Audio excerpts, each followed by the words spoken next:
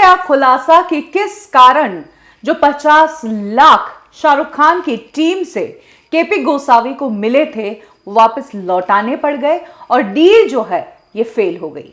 वरना यह डील बहुत लंबी थी, इस डील से बहुत लोगों को हिस्सा जाना था और अब ये सामने आया है कि डील जो है वो 18 करोड़ की थी, जो पहले भी बात आई थी।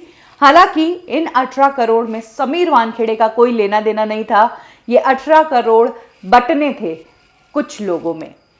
लेकिन केपी गोसावी की एक गलती के कारण ये पूरी की पूरी डील फेल हो गई।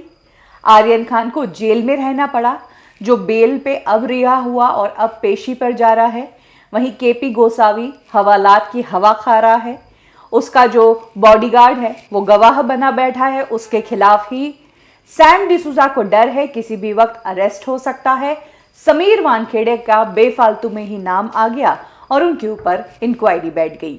आर्यन खान को छोड़ने के नाम पर एक डील चल रही थी, 18 करोड़ की ये डील थी और इस डील में इन्वॉल्व थे सुनील पाटिल, जो कि एक वो शख्स है जो ऑफिसर्स के तबादले उनके हिसाब से करवाता है काला बाजारी करके। सुनील पाटिल को ही ये लीड सबसे पहले मिली थी कि क्रूज पर पार्टी होने वाली है और वहां पर 27 लोग जा रहे हैं और ड्रग्स होने वाला है। तो इस डील में सुनील पाटिल था, दूसरा केपी गोसावी था जो सुनील पाटिल का ही दोस्त था, जान पहचान हुई थी, और इसके अलावा सैम डिसूजा था।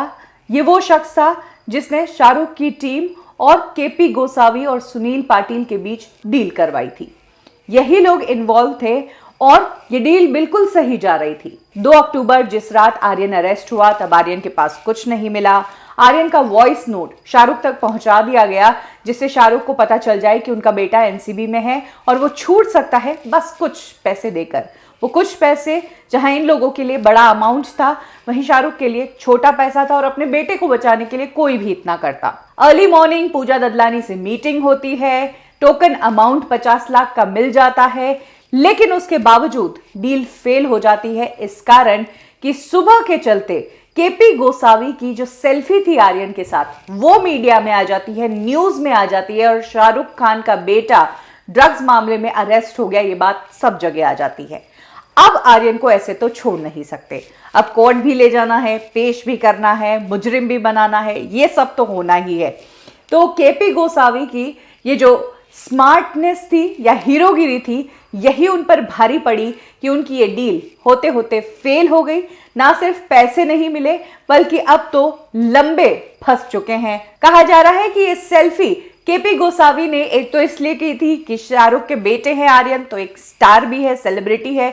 इसके अलावा ये सेल्फी इसलिए ली थी ताकि केपी गोसावी सुनील पाटिल को कंफर्म कर सके कि ये देखो आर्यन मेरे साथ बैठा है, मेरे पास है। और सबसे बड़ी बात, केपी गोसावी शुरुआत से ही आर्यन के साथ ही था। एनसीबी के ऑफिस में आर्यन का हाथ पकड़कर वो ही उसे लेकर आया था। केपी गोसावी ने ये सेल्फी इसलिए भी ली ताकि शाहरुख खान की टीम को ये प्रूफ दिया जा सके कि हाँ आर्यन वाकई में एनसीबी के ऑफिस पहुंचा है, और इसी सेल्फी के कारण ये पूरा मामला गड़बड़ा गया।